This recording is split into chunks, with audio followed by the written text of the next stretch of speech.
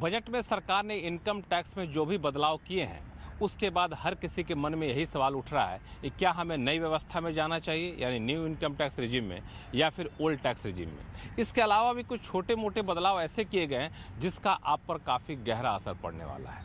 तो आज उन सारे बदलाव और उन सारे बदलाव से उपजे हर सवाल का आपको ठोस जवाब देंगे, क्योंकि हमारे साथ सवाल पूछने वाले लोग भी हैं जो काफ़ी इन्फॉर्म्ड हैं, और दूसरे सवालों को जवाब देने के लिए हमारे साथ हैं जाने माने टैक्स एक्सपर्ट शरद कोहली साहब, जो किसी परिचय के मोहताज नहीं है। तो सबसे पहले शुरू करते हैं लोगों के सवाल जो उनके मन में हैं, खासतौर से इस बजट के पेश होने के बाद। बजट में सबसे बड़ी बात कही गई कि इन नए इनकम टैक्स रिजिम को ज़्यादा आकर्षक बनाने की कोशिश की गई। उसके बाद खासतौर से जो नए लोग हैं, नई नौकरियाँ पाए हैं, उनके पास कई सारे सवाल उठ के खड़े होते हैं। आपके पास कोई सवाल है? आपने बजट सुना, क्या आपके मन में सवाल उठा? मेरा सवाल ये है कि मेरी अभी जॉब लगी है और मैं टैक्स प्लानिंग के लिए सोच रहा था, तो लोग मुझे एडवाइस कर रहे थे कि आप पीपीएफ और लाइफ इंश्योरेंस में इन्वेस्ट करें। तो मेरा सवाल ये है कि क्या मैं इन्वेस्ट करूं ये लाइफ इंश्योरेंस और पीपीएफ में, और मुझे कौन सी स्कीम लेनी चाहिए, न्यू स्कीम या ओल्ड स्कीम? ये नई स्कीम आने के बाद कोहली साहब, सबसे महत्वपूर्ण सवाल यही उठ रहा है कि आमतौर पर लोग टैक्स बचाने के लिए भी पीपीएफ और इंश्योरेंस लेते थे। अब तो इन जैसे लाखों लोग होंगे जो इस तरह के उलझन में फंसे हुए, क्या जवाब उनके लिए? बिल्कुल, इनकी नई जॉब लगी है, बड़ा धर्म संकट है कि एक तरफ सेविंग भी करनी है, बुढ़ापे के लिए जोड़ना है, रिटायरमेंट के लिए जोड़ना है, बड़े खर्चे के लिए जोड़ना है, और दूसरी तरफ अब उस पे से जो अट्रैक्शन था टैक्स सेविंग का वो जा चुका है। तो मुझे लग रहा है कि सेविंग की आदत, लक्ष्मण, एक ऐसी आदत है जो कि छोड़नी नहीं चाहिए। ठीक है, टैक्स एडवांटेज ना रहे, पर इन्होंने जो दो चीज़ों की बात करी, पीपीएफ बहुत अच्छी स्कीम है, 7% रिटर्न है, टैक्स एग्जेम्प्ट है, तो मैं समझता हूँ सेविंग थोड़ी बहुत फिर भी करते रहनी चाहिए। भले ही न्यू टैक्स रिजीम में आने के बाद इनको उसका सीधा नई लाभ मिल रहा हो। मुझे लग रहा है वित्त मंत्री महोदया भी ये संदेश कभी नहीं देना चाहती होंगी कि आप सेविंग करना छोड़ दीजिए। लेकिन मैं पूछूं कि अगर सिर्फ टैक्स बचाने के लिहाज से सेविंग करना चाहते हैं तो सेविंग करने का फायदा नहीं मिलेगा टैक्स में। देखिए, खाली टैक्स बचाने के लिए तो सेविंग करनी चाहिए भी नहीं। सैद्धांतिक रूप से सेविंग का मकसद आपको नहीं, मैं और ज़्यादा सटीक सवाल पूछ रहा हूँ। अगर कोई सिर्फ इसलिए सेविंग कर रहा हो कि मुझे टैक्स बचाना है, तो अब नई टैक्स रिजीम को आकर्षक बनाने के बाद क्या उस टैक्स बचाने के लिए सेविंग करना चाहिए? टैक्स सेविंग करने से टैक्स में कोई असर नहीं पड़ेगा? नहीं, बिल्कुल। फिर अगर खाली टैक्स के लिए आप सेविंग कर रहे हैं तो फिर उस सेविंग से हट के और भी बहुत, कहते हैं और भी गम है ज़माने में, आप और चीज़ों पर भी जा सकते हैं। खाली टैक्स वाली जो सेविंग है उसको आप छोड़ सकते हैं। तो इसके लिए ऐसे मामले में इनके लिए न्यू टैक्स रिजीम ज़्यादा बेहतर होगा। बिल्कुल, न्यू टैक्स रिजीम बेहतर होगा। और पीपीएफ मैं इनको सलाह दूंगा ये ज़रूर फिर भी खोलें, इनको आगे काम आएगा। इंश्योरेंस पॉलिसी रिस्क कवरेज होता है, वो उसका एक ऑब्जेक्टिव डिफरेंट होता है। तो मुझे लग रहा है इन सेविंग्स का ऑब्जेक्टिव ध्यान में रख के तब इनको चयन करना चाहिए। अगर वो टैक्स सेविंग ऑब्जेक्टिव से कर रहे हैं तो फिर करने का फायदा नहीं, छोड़ सकते हैं। बाकी जो ऑब्जेक्टिव है वो पूरा कर सकते हैं। जी हाँ, छोड़ सकते हैं। चलिए एक और सवाल लेते हैं। आपके पास कोई सवाल? जी, मेरा सवाल ये है कि मेरी अभी रिसेंटली मेरा प्रमोशन हुआ है और मेरी सैलरी है 60,000 रुपये, तो क्या मुझे नई रिजीम में जाना चाहिए या नहीं, या पुरानी रहनी चाहिए? सैलरी आपने बताई? 60,000 रुपये। 60,000 रुपये, 60,000 रुपये सैलरी महीने का है, तो यानी आपको 7,20,000 के आसपास सैलरी होगी सालाना। तो ऐसे लोगों के लिए खुशखबरी है, 7,20,000 हो गया। और स्टैंडर्ड डिडक्शन, अब तो पता है आपको न्यू रजीम में स्टैंडर्ड डिडक्शन आ चुकी है जो कि पहले नहीं होती थी। तो स्टैंडर्ड डिडक्शन 50,000 लें तो 6,70,000 रह जाती है। और अगर आपने, इन्होंने वित्त मंत्री महोदया का कल बजट स्पीच सुना था जो अभी आया है, तो 7 लाख रुपए तक कोई टैक्स नहीं है। तो इनके लिए तो बहुत बड़ी खुशखबरी है। जब सैलरी बढ़ेगी तब देखी जाएगी। नहीं, ये 7 लाख वाले में मुझे थोड़ा सा क्लैरिटी और चाहिए। जो कई लोगों ने मुझसे पूछा कि क्या 7 लाख तक अब टैक्स नहीं लगेगा या फिर कुछ उसमें पेच है? बहुत अच्छा सवाल है, और मेरे से भी बहुत लोगों ने, लक्ष्मण, कल जब से बजट स्पीच आई तब से लोगों ने पूछा है। और इसमें कैच ये है कि 7 लाख तक अगर आप कमाते हैं तो एक सेक्शन 87A होता था, आपको याद होगा, हम टैक्स गुरु में अक्सर इसका जिक्र करते हैं। वो 87A अब चल के न्यू टैक्स रिजीम में आ गया है, यानी कि 25,000 रुपये टैक्स आपका कुल मिला के बचता है। और 7,000 पर जो ही आप पार करते हैं उस लक्ष्मण रेखा को, क्षमा करिए आपका नाम ले रहा हूँ, जैसे ही आप उसको पार करते हैं तो आपके ऊपर वो स्लैब्स अप्लाई हो जाते हैं, 0 से 3 लाख, 3 से 6 लाख, 6 से 9 लाख। पर जब तक आप 7 लाख के अंदर रहते हैं तब तक के लिए 0 टैक्स रहेगा। तो इनके लिए खुशखबरी, 0 टैक्स। लेकिन ये भी बताना ज़रूरी है कि 7 लाख वाले जो बदलाव है वो सिर्फ न्यू टैक्स रिजीम चुनने वालों के लिए है, बिल्कुल ओल्ड टैक्स वालों के लिए नहीं है। बिल्कुल उनके लिए नहीं है। उनके लिए वही पुराना जो चल रहा है 2.5 लाख वाला मॉडल है, वही चल रहा है। 2.5 से 5 लाख, 5 लाख से 10 लाख पुराने, उनके लिए बाकायदा स्लैब्स लागू हैं। और इसीलिए लक्ष्मण, ये पुराने स्लैब्स वित्त मंत्री महोदया ने हटाए नहीं हैं, क्योंकि जिन लोगों ने कमिटमेंट की हुई थी, जो लोग इन्वेस्टमेंट के ज़रिए करना चाहते हैं, उनके लिए अभी रखा हुआ है कि आप इन्वेस्टमेंट कर रहे हैं, आप रखिए। पर बाय डिफ़ॉल्ट अब आप जब पोर्टल खोलेंगे ना, तो आपको नया रिजीम अब बाय डिफ़ॉल्ट दिखाई देने वाला है। बाय डिफ़ॉल्ट दिखाने वाली। इसका मतलब ये हुआ कि अगर पहले होता था कि आपको न्यू टैक्स रेजिम में जाना है तो आपको चुनना होगा, अब यह है कि नहीं, आपको पुराने में जाना है तो चुनना पड़ेगा। पुराने को चुनना पड़ेगा। पुराने को कैसे चुनेंगे, इस पर आपसे बातचीत करूंगा, लेकिन एक और सवाल मैं ले लेता हूँ इनसे। जी सर, गुड आफ्टरनून। सर, मेरा क्वेश्चन ये है कि मैं एक टैक्स पेयर हूँ और अंडर ओल्ड रिजीम हमें स्टैंडर्ड डिडक्शन मिलती है 50,000 की। तो ये स्टैंडर्ड डिडक्शन हमें न्यू रिजीम के अंडर मिलेगी कि नहीं? क्योंकि जब से इंट्रोड्यूस हुआ है तब से हमें कोई डिडक्शन नहीं मिल रही है न्यू रिजीम के अंडर। स्टैंडर्ड डिडक्शन बड़ा महत्वपूर्ण सवाल है। जी हाँ, बिल्कुल। और आपने कई शो में उठाया भी था इस मुद्दे को। बिल्कुल, आपको याद होगा हम डिस्कस करते थे कि नई रिजीम को लुभावना बनाया जाए। आपने भी मुहिम चलाई कि नई रिजीम को अट्रैक्टिव बनाया जाए, ज़्यादा से ज़्यादा लोग उससे जुड़ पाएँ। तो मुझे लग रहा है आपकी आवाज़ पहुँच गई वित्त मंत्रालय के गलियारों में और उन्होंने स्टैंडर्ड डिडक्शन को ले आए वापस, और स्टैंडर्ड डिडक्शन 50,000 मिलेगी आपको। फिर से एक बार साफ कर दे, पहले जो व्यवस्था थी उसके तहत न्यू टैक्स रेजिम में स्टैंडर्ड डिडक्शन नहीं थी। अब न्यू टैक्स रेजिम, अब ये न्यू जो आई है, हाँ, उसमें मैं उसको न्यू कहता हूं। न्यू हो गया, तो ये न्यू डिडक्शन है। जी बिल्कुल, 50,000 रुपये। ध्यान रखिएगा, न्यू टैक्स रेजिम की बात कर रहे हैं जहाँ आपको फायदा मिलेगा। आपके पास कोई सवाल? नमस्कार, मेरा 20 साल का हाउसिंग लोन है, तो उसमें 2.5 लाख का इंटरेस्ट है और लगभग 75,000 रुपये का प्रिंसिपल अमाउंट होता है। तो क्या मुझे न्यू रिजीम ऑप्ट करना चाहिए या पुराने रिजीम में कंटिन्यू करना चाहिए? जी हाँ, ये यक्ष प्रश्न है लक्ष्मण। इसलिए यक्ष प्रश्न है क्योंकि बहुत सारी जगह चर्चा हो रही है कि क्या अब भी पुरानी रिजीम अट्रैक्टिव रहती है। तो अब इन्होंने तो हाउसिंग लोन लिया हुआ है, जो मैं अभी जिक्र कर रहा था, उसका तो 15-20 साल तक किस्त जाती रहती है। तो हम एक सीमा तय करते हैं, जब हम कैलकुलेशन में जाते हैं तो हमको एक सीमा दिखाई देती है। वो सीमा कहती है कि जब आप लगभग 8.25 साढ़े 8 लाख रुपए तक अगर आप 80C और 80D में खाली निवेश कर रहे हैं तो पुरानी रेजिम आपके लिए अभी भी अट्रैक्टिव बनी रहेगी। पर साथ में हाउसिंग लोन भी लिया हुआ है, जो कि आपने लिया हुआ है, तो 15 लाख रुपए तक करीब आपके लिए पुरानी रेजिम फिर भी अट्रैक्टिव रहेगी। यानी कि पुरानी रेजिम में टैक्स कम आएगा, नई रेजिम में ज़्यादा आएगा। पर जैसे ही 15 पार करेंगे तो आपको नई रेजिम अट्रैक्टिव दिखनी शुरू हो जाएगी। शर्त यह है, हाउसिंग लोन होना चाहिए, 80C होना चाहिए, 80D होना चाहिए। तो मतलब ये रहा कि अगर आप हाउसिंग लोन लिए हैं, अगर आपकी आमदनी 15 लाख रुपए तक है, तब आपके लिए ओल्ड टैक्स रेजिम बेहतर है। शर्त यह है कि आप 80C पूरा इस्तेमाल कर रहे हैं 1.5 लाख, और 80D में आप मेडिकल इंश्योरेंस 25,000 पूरा दे रहे हैं और हाउसिंग लोन लिए जी। 15 लाख से ऊपर जा रहे हैं तो फिर आपको न्यू टैक्स रेजिम ज़्यादा बेहतर। फिर जैसे जैसे आप आगे बढ़ते जाएंगे तो वो धूमिल होती जाएगी। पुरानी रेजिम आपके लिए वो फीकी पुरानी पड़ती जाएगी। और अगर मान लिया कि कई लोग जिन्होंने होम लोन नहीं लिया है, तो उनके लिए क्या है? जिन्होंने होम लोन नहीं लिया है, तो 8.25 लाख रुपए की जब आप एक इनकम की सीमा पार करेंगे तो आपको नई रेजिम चमकती हुई दिखाई देने लग जाएगी। 8.25 लाख तक। लेकिन ऐसे लोग हैं क्या कि 80C 80D का पूरा फायदा ले लेते हैं? बहुत लोग हैं लक्ष्मण।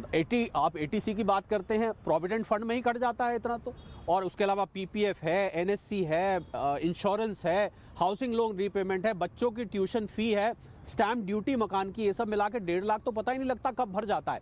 और मेडिकल इंश्योरेंस तो मैं समझता हूँ हर किसी की ज़रूरत है, आजकल हर व्यक्ति लेना चाहता है। खासकर कोविड के बाद इसका महत्व और ज़्यादा बढ़ गया है। 80C 80D सबसे मशहूर चैप्टर 6A की डिडक्शंस में से दो हैं। अब ये सारी बात रही new tax regime old tax regime को लेकर, लेकिन इसके अलावा भी कई सारे बदलाव किए गए हैं जो बजट में घोषणा की गई थी। उन बदलावों का भी काफ़ी ज़्यादा असर आपके ऊपर पड़ने वाला है। इस पर बातचीत करेंगे छोटे से ब्रेक के बाद, कहीं जाइएगा नहीं।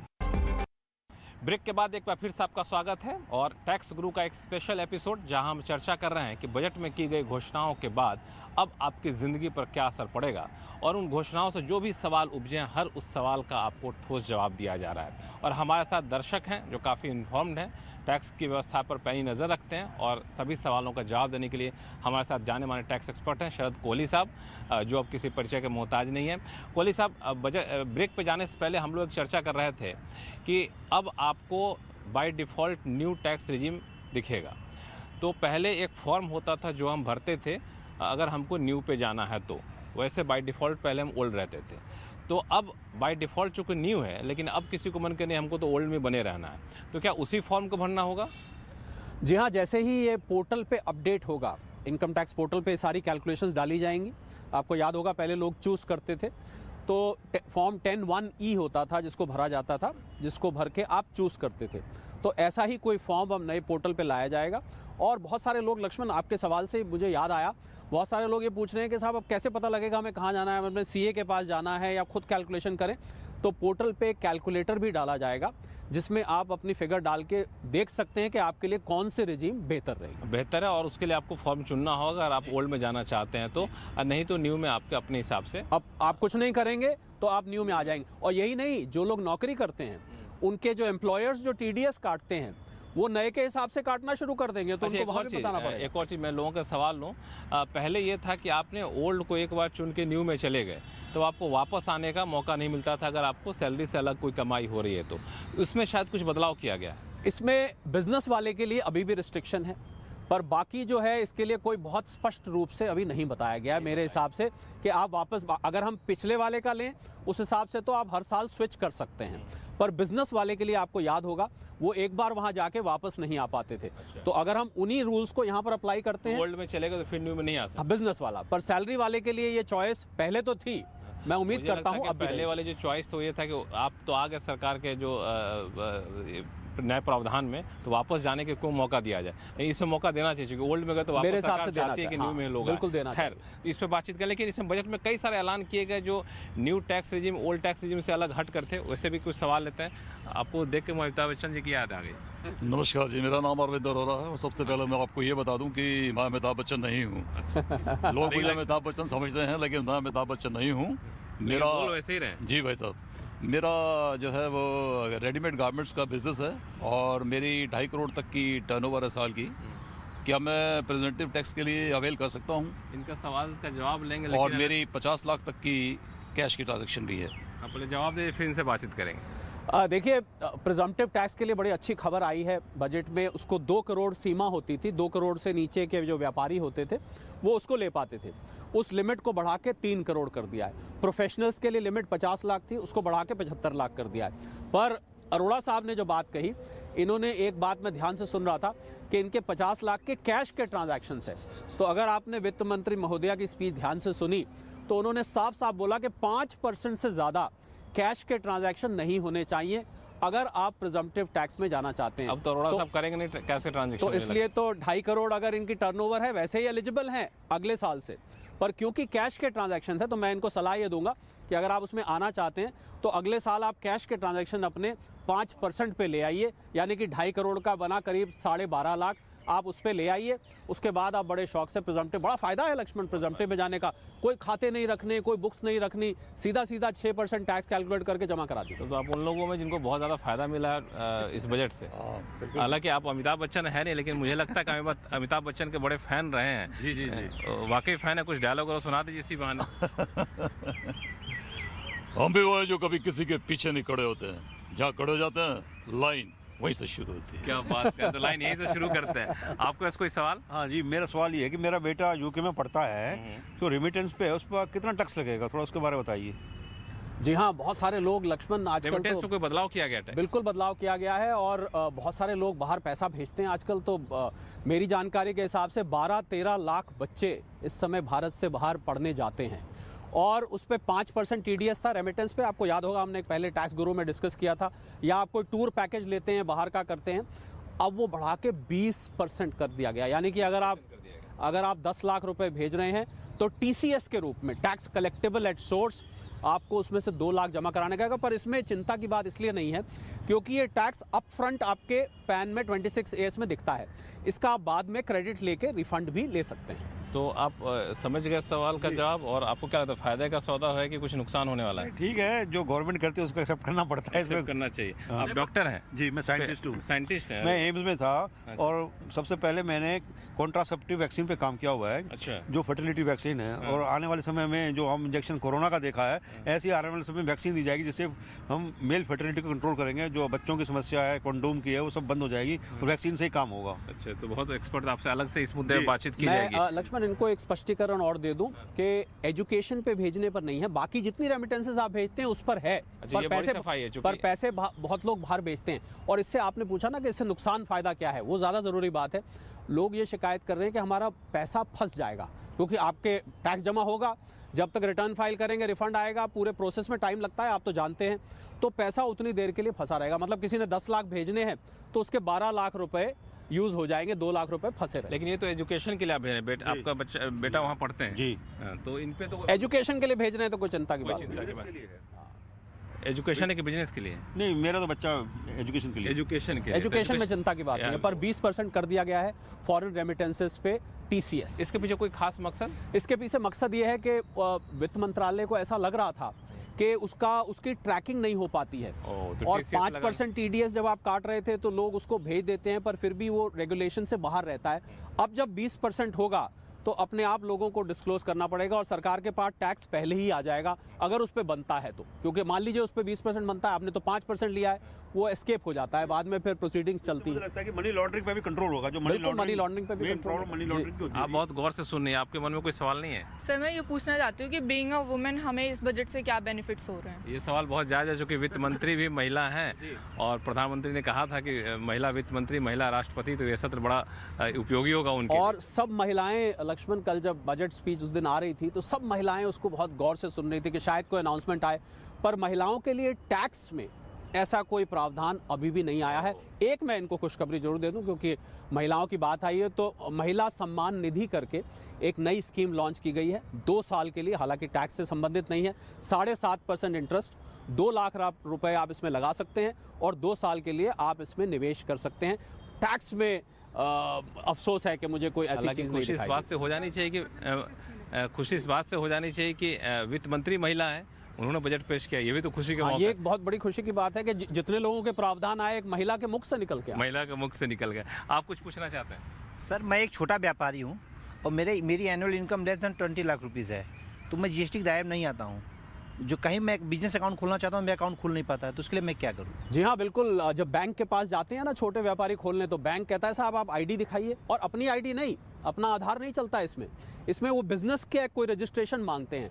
तो अब कल बजट में जो अनाउंसमेंट की गई, पैन को बिजनेस आइडेंटिफायर बना दिया गया है, यानी कि अब पैन आपके बिजनेस की आइडेंटिटी बन जाएगा। इसके लिए आपको GST रजिस्ट्रेशन कराने की जरूरत नहीं है। नहीं जरूरत है, कोई और रजिस्ट्रेशन, बहुत बड़ा बदलाव है। शॉप एक्ट, कोई भी और रजिस्ट्रेशन नहीं। आपके बिजनेस की आइडेंटिटी अब पैन बैंकों को या कहीं भी जरूरत है उसको मानना पड़ेगा। अगर मैं आसान भाषा में कहूँ तो बिजनेस का आधार पैन बन गया है। बिजनेस का आधार पैन बन गया। अब वो क्या ईज ऑफ डूइंग बिजनेस की तरफ एक बहुत बड़ा कदम उठा सकता है। आप कुछ बोल रहे थे? सर ये मेरा कंसल्टेंसी का बिजनेस है, और मैंने 22 तक का अपना रिटर्न भर दिया था, तो अब उससे कुछ फ़ायदा मुझे इस बजट से मिलेगा या नहीं मिलेगा? देखिए, कंसल्टेंसी बिजनेस है, आपने पिछले साल के रिटर्न फाइल करिए, आपका टैक्स कटा था? टैक्स कटा था। टैक्स इस साल कटा है, पिछले साल कटा है?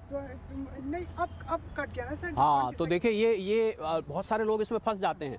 होता क्या है कि कई बार जहाँ जो टैक्स काटने वाली एजेंसी होती है वो अगले साल में टैक्स काटती है, और इनकम आपकी पिछले साल की है, तो रूल के हिसाब से आपको इनकम डिक्लेयर करनी है। जिस साल इनकम हुई है तो टैक्स कटता था अगले साल, तो अब वो टैक्स वापस नहीं ले पाते थे। आपको याद होगा टैक्स गुरु में बहुत सारे इसके मामले में सवाल आए हैं, जिस पर हम लोग आवाज उठाते भी थे कि बिल्कुल उसको आप कोई प्रावधान करें। अब आपका टैक्स अगले साल भी कटा है तो एक एप्लीकेशन डाल के आप उसका रिफंड ले सकते हैं या उसका क्रेडिट ले सकते हैं। ये फेरबदल कर दिया गया। तो मुझे लगता है कि बहुत सारी चीज़ें जो हम लोग टैक्स गुरु में दर्शक हमारे सवाल पूछते थे और जो हम लोग मांग करते थे, वो बातें लगता है वित्त मंत्रालय तक पहुंची हैं, और उस तरह से कई बदलाव किए गए हैं ताकि अनावश्यक रूप से कोई टैक्स पर इसमें परेशान ना हो। और मैं उम्मीद करता हूं कि ऐसे कोई भी सवाल हमारे पास आएंगे तो हम लोग दर्शकों के जवाब देंगे, और आपके पास भी कोई सवाल हो तो हम लोग का शो यहीं ख़त्म नहीं होता है। आप अगले एपिसोड के लिए सवाल भेज सकते हैं, और ईमेल ID है tax@moneycontrol.com। आप जो भी सवाल भेजें अपना नाम और मोबाइल नंबर ज़रूर भेजिएगा, क्योंकि फिर आपसे हम फ़ोन पे बात करेंगे, अपने जाने माने टैक्स एक्सपर्ट से सीधी आपकी बात कराएंगे। और फिलहाल के लिए दीजिए नमस्कार, देखते रहिए CNBC आवाज़।